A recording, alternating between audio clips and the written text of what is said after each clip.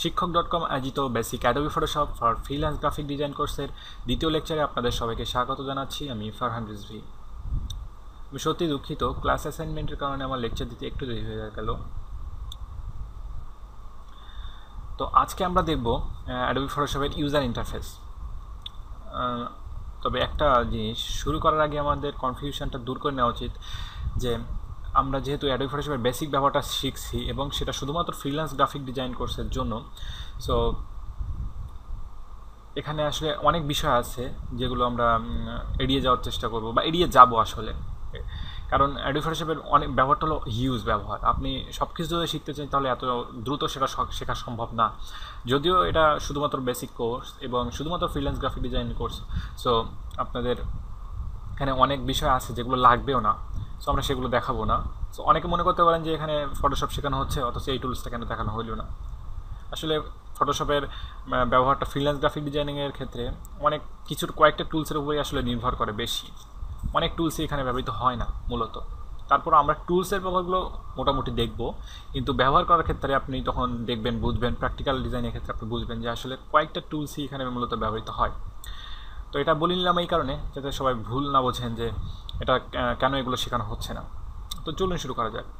প্রথমেই আমরা ইউজার ইন্টারফেসটা একটু দেখি। এখানে দেখতে পাচ্ছি কয়েকটা মেনু আছে। এটা হলো অ্যাডোবি ফটোশপের মেনু বার। এই যে পিএস দেখতে পাচ্ছেন, এটা হলো ফটোশপ, তাই পিএস। আর এটা দেখতে পাচ্ছেন file, edit, image, layer, type, এগুলো হলো মেনু বার, মেনু। সো এগুলো হলো মেনু বার। তার ঠিক নিচে যেটা দেখতে পাচ্ছেন সেটা হলো অপশন বার। খেয়াল করে দেখেন, এটা কিন্তু অপশন বার বা টুল বার যেটা বলতে পারেন আপনি। এখানে দেখেন আমি যদি টুলগুলোতে সিলেক্ট করি তাহলে দেখেন অপশন বারটা কিন্তু চেঞ্জ হচ্ছে। আমি যেটা সিলেক্ট করতেছি অটোমেটিক্যালি বিভিন্ন রকম অপশন চলে আসতেছে। সো এটা হলো অপশন বার। আর এটা যেটা দেখছেন এটা হলো টুল বার। এই টুলসগুলো দিয়ে আমরা ডিজাইন করতে পারি। আর এখানে টুলস আছে 20টি। সো আমরা একটু এই 20টা টুলসই আমরা এখানে ইউজ করতে পারবো বিভিন্ন ডিজাইনিংয়ের ক্ষেত্রে। যদিও সব টুলস আমাদের লাগবে না সব সময়, তারপর আমরা সব কিছু শিখে রাখবো। এখানে দেখেন একটা তীর চিহ্ন মতো দেখতে পাচ্ছেন দুইটা। এটা যদি ক্লিক করি তাহলে এটা আরেকটু ছোট হয়ে গেল, অর্থাৎ একটু হয়ে গেল, দুইটা ভাগে ভাগ হলো। এটা ছিল একটা, এটা ছিল দুইটা। সো আমি এটা করে রাখলাম কারণ এটাতে কাজ করতে আমার একটু সুবিধা হয়। যাই হোক, তো এরপর আমরা ডান পাশে দেখি, এটা দেখতেছি এই যে এটা হলো ওয়ার্ক স্পেস। এই ওয়ার্ক স্পেসটা আপনি বিভিন্নভাবেই চেঞ্জ করতে পারেন এবং নিজের মতো ক্রিয়েটও করতে পারেন ওয়ার্ক স্পেস। তার নিচে আমরা যেটা দেখতে পাচ্ছি সেটা হলো ফটোশপ এসেনশিয়াল বার। এই আমরা এখানে ফটোশপের এসেনশিয়াল জিনিসগুলো যখন আমরা সিলেক্ট করব, বিভিন্ন জিনিস এখানে দ্বারা কন্ট্রোল করতে পারবো। এখানে যেমন দেখেন লেয়ার আছে, চ্যানেল আছে, প্যাচ আছে, এখানে যেমন দেখেন হিস্টোরি আছে, এরকম নানা রকম জিনিস আছে যেগুলো আমরা করতে পারবো, ইউজ করতে পারবো এখানে। তো যাই হোক, তো শুরু করা যাক। আপনি যদি চান তো এগুলোকে ডিলিট করতে পারবেন। তো যাই হোক, আমরা আগে ফটোশপের মেইন বিষয় দিয়েই শুরু করি। আমরা একটা ফাইল নিই। তো কীভাবে নিব একটা ফাইল তো ওপেন করতে হবে। সো ফাইল ওপেন করতে বা ফাইল ক্রিয়েট করতে আমাদের যাইতে হবে ফাইল অপশানে। এখানে ক্লিক করলে আমরা অপশান দেখতে পাবো, নিউ, ওপেন, এরকম নানা রকম অপশান আছে। সো আমরা যেহেতু কোনো কিছু নাই, আমরা নিউ দিয়ে শুরু করব। সো নিউ এখানে সিলেক্ট করতে পারি অথবা Ctrl+N শর্টকাট চাপতে পারি। তো আমরা এখানে সিলেক্ট করলাম নিউ। এখানে দেখেন একটা উইন্ডো চলে আসছে, ছোট একটা উইন্ডো। এখানে আমরা যেটা করতে পারবো, এখানে নেমের ক্ষেত্রে আমরা একটা নাম দিতে পারবো। আমরা দিলাম প্রজেক্ট 1, জাস্ট একটা নাম দিলাম, এটা কোনো ব্যাপার না। এখানে দেখেন নামটা দেওয়ার পর এখানে দেখেন একটা অপশন আছে প্রিসেট। এখানে নানা রকম প্রিসেট আছে। এটা হলো ফটোশপ আপনাদের সহজে ব্যবহার করার জন্য দিয়ে দিয়েছে। যদি আমরা ওয়েবের কাজ করতে চাই তাহলে ওয়েবের অনেকগুলো প্রিসেট পেয়ে যাব সহজে, ডিফল্ট কিছু প্রিসেট পেয়ে যাবো। ইচ্ছা করলে আপনি সেটা আলাদাভাবে সিলেক্ট করতে পারবেন। আপনি যদি মোবাইল ডিভাইস বা মোবাইল অ্যাপ্লিকেশন ডেভেলপমেন্টের কাজ করতে চান তাহলে সেটা পারবেন। ফিল্মের ভিডিও যদি কোনো কাজ করতে চান সেটাও পারবেন। আপনি ইন্টারন্যাশনাল পেপার যেমন A4, A3 এগুলো পেজের জন্য আপনি পারবেন। এরকম নানা রকম অপশান এখানে অটোমেটিক্যালি দেওয়া আছে। সো আমরা এখানে কাস্টম নিই। দেখেন কাস্টম নিলাম। নেওয়ার পর আমরা এখানে পিক্সেলে নিব, যেহেতু আমরা ডিজাইনটা করব। সো আমাদের দেখা যাবে বেশিরভাগ ক্ষেত্রে পিক্সেলটা কাজে লাগবে। সো আমরা পিক্সেলে নিব। আমরা এখানে পিক্সেলে নিতে গেলে দেখা যাচ্ছে কীভাবে নিব, এখানে তো 210 মিলিমিটার্স আছে। সো এই মিলিমিটার্স এখানে দেখেন যদি আমি ক্লিক করি দেখেন অনেকগুলো অপশন চলে আসছে, পিক্সেল, ইঞ্চি, সেন্টিমিটার্স, মিলিমিটার্স, পয়েন্ট, এগুলো আছে। সো আমরা এখানে পিক্সেল সিলেক্ট করে দিলাম, দেখেন পিক্সেল সিলেক্ট করে দিচ্ছি এবং এটা উইথ এবং হাইট চেঞ্জ হয়ে গেছে। অর্থাৎ দেখেন আমি যদি এখানে সেন্টিমিটার দিই দেখেন এখানে আবার চেঞ্জ হয়ে যাচ্ছে, আমি যদি এখানে ইঞ্চি দিই তবুও সেটা চেঞ্জ হয়ে যাচ্ছে। অর্থাৎ এটা কিন্তু অ্যাডোবি ফটোশপ অটোমেটিক্যালি হিসাব করে নিচ্ছে, এর জন্য আপনার টেনশন করা লাগবে না। আপনি ধরেন দিলেন 1200 পিক্সেল উইথ আর 760 পিক্সেল হাইট, তাহলে দেখেন এখানে আমাদের পিক্সেল আমরা দিচ্ছি 1200 পিক্সেল উইথ এবং 760 পিক্সেল হাইট। এখন যদি আমরা এটাকে মনে করি না আমার পিক্সেল হচ্ছে না, আমার ইঞ্চিতে লাগবে, আমার ডিফল্ট আমরা যখন ডিজাইনটা প্রিন্ট করা হবে বা ডিজাইনটা কিছু করা হবে সেটা ইঞ্চিতে লাগবে। সো আমরা যদি ইঞ্চিতে দিই দেখেন অটোমেটিক্যালি ইঞ্চিতে কনভার্ট হয়ে গেছে, ঠিক আছে। সো এটা হলো সিস্টেম। এখন আপনাদেরকে এটা 760, তো যাই হোক, তো এটা হয়ে গেল হাইট এবং ওয়েট এবং রেজুলেশনটা আসলে ডিজাইনিংয়ের কোয়ালিটির উপর নির্ভর করছে। আমি সাধারণত আমরা 72 রেজুলেশন দিয়ে ইউজ করি। তারপর আর যেটা আছে সেটা হলো কালার মোড। কালার মোড দেখেন এখানে আছে কয়েকটা, bit map, grey scale, RGB, CMYK, lab colour, বিভিন্ন ধরনের কালার আছে। সো এখানে আমরা দুইটা ধরনের কালার ইউজ করতে পারি, এক হলো RGB আর এক হলো CMYK। RGB মানে হলো red, green, blue, main colour তিনটা, রেড, গ্রিন, ব্লু। যদিও গ্রিনটা মেইন কালার না, তারপর এখানে রেড, গ্রিন, ব্লু।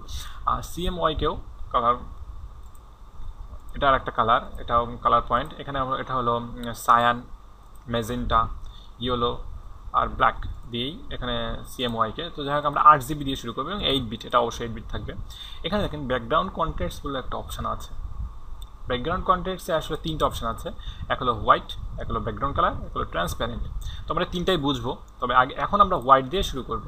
আর এই অ্যাডভান্স অপশানে আপনাদের যাওয়ার দরকার নাই আপাতত। তো আমরা এখানে যদি ওকে প্রেস করি দেখেন একটা উইন্ডো ওপেন হয়ে গেছে, এইটা হলো ওয়ার্ক স্পেস।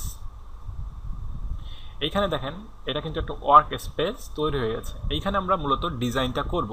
তো দেখেন আমরা এখানে একটা ওয়ার্ক স্পেস নিয়েছি এবং দেখেন এখানে একটা ট্যাব ওপেন হয়ে গেছে, প্রজেক্ট 1 নামে। এবার যদি আমি আর একটা নিতাম, ধরেন আমি নিলাম আর একটা, দেখেন এখানে আর একটা ট্যাব ওপেন হয়ে গেছে, আনটাইটেলড 1। সো আমরা কি করব, আমরা যদি মনে করি যে না আমরা প্রজেক্ট 1-এ ফিরে যাব, জাস্ট আপনাদের ফটোশপে এই যে ট্যাবটা চেঞ্জ করলেই হবে। আমরা যেমন ফায়ারফক্স বা ক্রোম ব্রাউজার বা ব্রাউজারগুলোতে যেভাবে ট্যাব চেঞ্জ করি ঠিক সেভাবেই। তো আমরা এটাও অফ করে দিলাম, তাহলে আমরা প্রজেক্ট 1 এটাতে চলে আসলাম। তো এখন যেটা বলতে যাচ্ছি সেটা হলো অ্যাডোবি ফটোশপে আপনাকে একটা জিনিস খুব ভালোভাবে মেনটেন করতে হবে, তা না হলে আপনি ভালো ডিজাইন করতে পারবেন না, বা ডিজাইন আপনার খুবই কমপ্লেক্স হয়ে যাবে যদি সেটা মেনটেন না করতে পারেন। সেটা হলো লেয়ার। অ্যাডোবি ফটোশপে লেয়ার ব্যবহার করা খুবই জরুরি এবং লেয়ার কন্টেন্ট মেনটেন করাটাও খুবই জরুরি। তো কীভাবে আমরা লেয়ার তৈরি করতে পারি এবং কীভাবে মেনটেন করতে পারি সেটাই এখন আমরা মূলত এখানে দেখব। তো চলুন একটু দেখি। আপনি যেটা দেখতে পাচ্ছেন এখানে যেখানে একটা অপশান দেখতে পাচ্ছেন এটা দেখেন লেয়ার, এবং এখানে দেখেন একটা আছে সেটা হলো ব্যাকগ্রাউন্ড, ঠিক আছে। তো আমরা এখন একটু দেখি যে কীভাবে লেয়ার তৈরি করা যায়, নতুন লেয়ার তৈরি করা যায় এবং সেটাকে বিভিন্নভাবে ইউজ করা যায়। তো আমরা লেয়ার তৈরি করতে বা লেয়ার নিতে, নতুন লেয়ার নিতে যেটা করব সেটা হলো এই যে লেয়ার অপশানে যাব, নিউ অপশানে যাব এবং লেয়ার এটাতে ক্লিক করব, অথবা শর্টকাট যেটা আমরা দেখতে পারি সেটা হলো Shift+Ctrl+N। সো আমরা এটাতে ক্লিক করলাম, একটা লেয়ার অপশান আসলো, আমরা কিন্তু কোনো নাম দিলাম না আপাতত, লেয়ার 1। দেখেন একটা অপশান চলে আসছে লেয়ার 1 বলে। এবং আমরা ইচ্ছা করলে এই লেয়ারটাকে লক করে দিতে পারি। যদি লক করে দিই তাহলে কি অবস্থা হবে সেটা দেখেন। দেখেন কি বলে যে could not use the move tool because the layer is locked. তার মানে এই মুভ টুলটা ইউজ হবে না কারণ লেয়ারটা লকড হয়ে আছে। সো আর একটু ভালোভাবে বোঝাই আপনাদের, ধরেন আমি এখানে একটা টুল নিচ্ছি,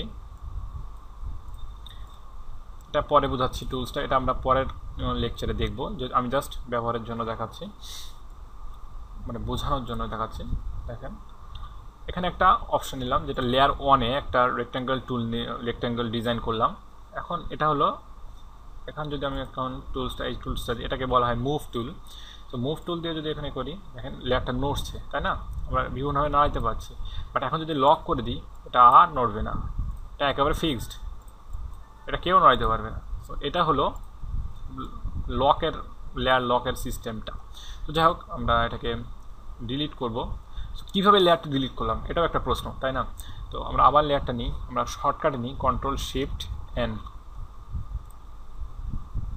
লেয়ার 1 আসছে। এখন দেখেন লেয়ার 1 যদি আপনি ডিলিট করতে চান, 3ভাবে ডিলিট করা সম্ভব। এক, এটার উপরে রাইট বাটন ক্লিক করেন, এই যে ডিলিট লেয়ার অপশন আছে এটা ক্লিক করেন, লেয়ারটা চলে যাবে। আপনি যদি এটা সিলেক্ট করে রাখেন, আরেকটা অপশন, এই যে নিচে বারটা দেখতে পাচ্ছেন এখানে ডিলিট একটা ট্রাশ ক্যান আছে, এটাতে ক্লিক করেন, এটাও লেয়ার চলে যাবে। আবার কিবোর্ডে ডিলিট প্রেস করেন, তাও চলে যাবে। এখন দেখেন আমি এটা ডিলিট করছি, আমি এখান থেকে ডিলিট লেয়ারে ক্লিক করছি। এখানে অপশান দিছে যে ডিলিট দ্য লেয়ার 1, আমি এখানে দিলাম ইয়েস, লেয়ারটা ডিলিট হয়ে গেল। খুব সহজে একটা কাজ করতে পারলাম, তাই না? তো এখন দেখি লেয়ারের ব্যবহারটাও।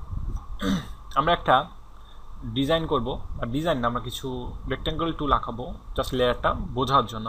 তো কীভাবে করা যায়, আমরা দেখেন লেয়ারটা নিয়েছিলাম কীভাবে, Shift+Ctrl+N। এবার আমরা আরেকভাবে লেয়ারটা নিব, সেটা দেখেন এইখানে।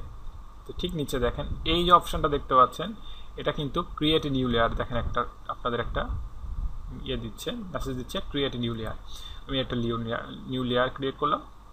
এখানে দেখেন একটা অপশান চলে আসছে অটোমেটিক্যালি, সেই সেম জিনিস এখান থেকে চলে আসছে লেয়ার 1। এখন আমি কি করলাম, এখান থেকে আমি একটা ডিজাইন করব, কিছুটা নিলাম, আমি একটা রেক্ট্যাঙ্গেল টুল আঁকলাম। এবার আমরা আরেকটা লেয়ার নিলাম এবং আরেকটা রেক্ট্যাঙ্গেল টুল আঁকাবো। কালারটা চেঞ্জ করে দিব। এগুলো আপনাদের এখন বোঝার দরকার নাই, আমি জাস্ট লেয়ারটা বোঝানোর জন্যই কাজটা করছি, যাতে লেয়ার সিস্টেমটা আপনারা ভালোভাবে বুঝতে পারেন। তো আমি আরেকটা লেয়ার নিই, আরেকটা রেক্ট্যাঙ্গেল টুল আঁকাই, কালারটা চেঞ্জ করে দিই একটু।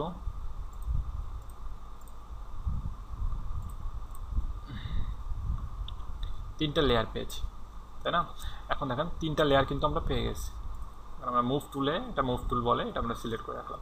এখন দেখেন তিনটা লেয়ার, আমরা এটার নাম দিলাম ব্ল্যাক। দেখেন এখানে ব্ল্যাক কালারটা দেখা যাচ্ছে, LSCK, এটা রেড, এটা হলো ব্লু। তিনটা কালার বা তিনটা কালারের টুলস নিয়েছি আমরা। তো এটা এখন তিনটা লেয়ার তৈরি হয়ে গেছে, তিনটা আলাদা আলাদা লেয়ার, তিনটা আলাদা আলাদা লেয়ারে তিনটা ডিজাইন আছে, তিনটা এলিমেন্ট আছে এখানে। সো এখন আমরা কি করব,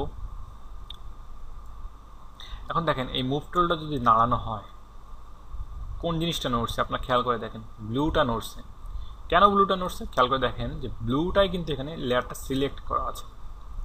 এখন যদি আমি এখানে রেড সিলেক্ট করি তাহলে দেখেন কি ব্লুটা নড়ছে, এবার কিন্তু রেডটা নড়ছে। আবার যদি ব্ল্যাকটা সিলেক্ট করি তাহলে দেখেন ব্ল্যাকটা নড়ছে। অর্থাৎ যে লেয়ারটা সিলেক্ট থাকবে সেই লেয়ারটা শুধু নড়বে, আর কোনো লেয়ার নড়বে না বা কাজ করবে না আর কোনো লেয়ারে। তো দেখেন আমি যদি মনে করি যে আমি দুইটা লেয়ার একসাথে নাড়াবো, তাহলে কী করবো, কন্ট্রোল চেপে ধরে, একটা সিলেক্ট করা আছে, কন্ট্রোল চেপে ধরে আরেকটা লেয়ারে যদি ক্লিক করি তাহলে দুইটা সিলেক্ট হয়ে গেল। এখন যদি দেখেন ব্ল্যাক আর রেড দুটো সিলেক্ট করা আছে, এখন যদি নাড়াই ব্ল্যাক আর রেড দুটোই নড়ছে। সো এটা হলো লেয়ারের একটা সিস্টেম, যে লেয়ারটা কীভাবে ইউজ করা যায়, যে লেয়ার যেটা সিলেক্ট থাকবে সেটাই শুধু নড়বে বা সেটার উপরেই শুধু কাজ করা যাবে, বাকিগুলোর উপরে আর কোনো প্রভাব পড়বে না তখন। তো এখন দেখেন যদি আমি মনে করি যে ব্ল্যাকটা, দেখেন ব্ল্যাকটা ব্লুর উপরে নিচে আছে এবং ব্ল্যাকটা রেডেরও নিচে আছে। এখন আমি চাচ্ছি যে ব্ল্যাকটা রেডের উপরে থাকবে বাট ব্লুর নিচে থাকবে, অর্থাৎ ব্লুর নিচে ব্ল্যাক থাকবে কিন্তু রেডটা ব্ল্যাকের নিচে থাকবে। তো আমি কীভাবে করব, এখন দেখেন আমি রেডটাকে নিচে দিতে যাচ্ছি ব্ল্যাকের, কীভাবে দিব।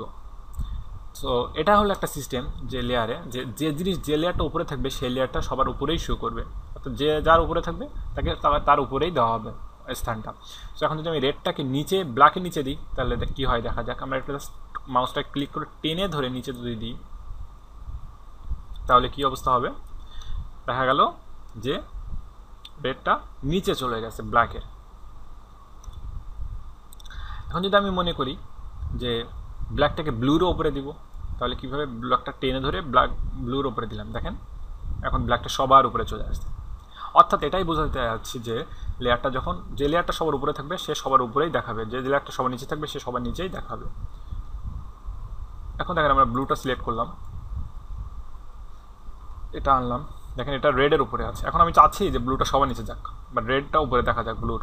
তো আমি যদি এটা টেনে দিই, দেখেন রেডটা উপরে দেখা যাচ্ছে, ব্লুটা নিচে চলে গেছে। সো এটা হলো লেয়ারের সিস্টেম, যে লেয়ারটা কীভাবে ইউজ হয়। মূলত এভাবেই লেয়ারটা ইউজ হয়, যে যেটা যার উপরে সেভাবেই ইউজ হয়। এখন আমি যদি চাচ্ছি যে, আমি আপনাদের প্রথমে দেখিয়েছি, আমি একটু উপরে দিয়ে এটা একটু ডিজাইনটা একটু মোটামুটি করি।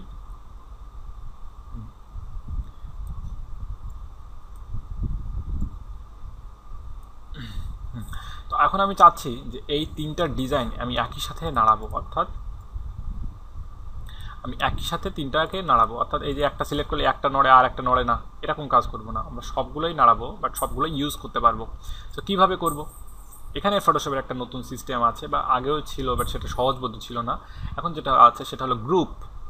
সো আমরা গ্রুপ করলে এই তিনটাকে একটা গ্রুপে রাখবো, তিনটাকে একটা লেয়ার তিনটা, বাট একটা গ্রুপে রাখলে তখন তিনটা একই সাথে থাকবে। কীভাবে থাকবে দেখেন, এভাবে আমরা কন্ট্রোল চেপে ধরে আলাদা আলাদাভাবে সিলেক্ট করতে পারি। যে একটা ব্লু, এটা সিলেক্ট করা থাকলো, তারপর কন্ট্রোল চেপে ধরে রেডে ক্লিক করলাম, আবার কন্ট্রোল চেপে ধরে ব্ল্যাকে ক্লিক করলাম, তিনটা সিলেক্ট হয়ে গেল। আরও একটা সহজ সিস্টেম আছে, ব্লুতে ক্লিক করলাম, ব্ল্যাকের উপরে মাউসটা রাখলাম, শিফট চেপে ধরে ব্ল্যাকে ক্লিক করলাম, দেখেন তিনটাই সিলেক্ট হয়ে গেল।